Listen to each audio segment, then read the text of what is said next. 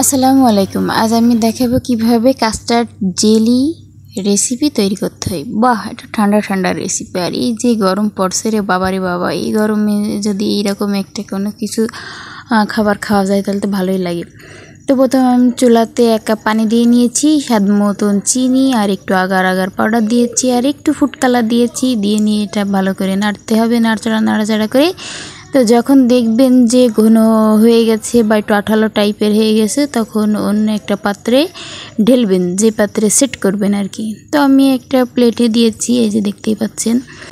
এ পর্যায়ে কাস্টার্ডটা রেডি করব। আমি এখানে হচ্ছে 1/2 লিটার দুধ নিয়েছি, আর নর্মাল দুধের ভিতরে কাস্টার্ড পাউডার আর হচ্ছে কর্নফ্লাওয়ার দিয়ে অ্যাড করে নিতে হবে, ভালো করে গুলিয়ে নিতে হবে, তাহলে ভালো হবে। আপনি যদি ডাইরেক্ট গুঁড়োটা ব্যবহার করেন তাহলে জায়গায় জায়গায় দলা পেকে যাবে, ওতে তেমন একটা ভালো রেজাল্ট আসবে না।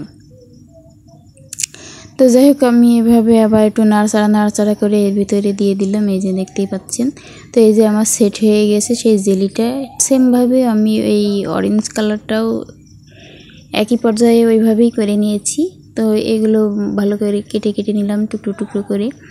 তো এবার আমি রেডি করব এই কাপে। তো যাই হোক, আমি কাস্টার্ডটা ঢেলে নিয়েছি। জেলি অথবা কাস্টার্ড দুটাই চুলা থেকে নামিয়ে যখন ঠান্ডা হয়ে যাবে অবশ্যই ফ্রিজে রেখে খাইতে হবে। এবার আমি একে করে কাস্টার্ডের যে জেলি, সেই জেলিটা অ্যাড করবো, এই যে দেখতেই পাচ্ছেন। তো আমার রেসিপি যদি ভালো লেগে থাকে অবশ্যই আমাকে ফলো দেবে।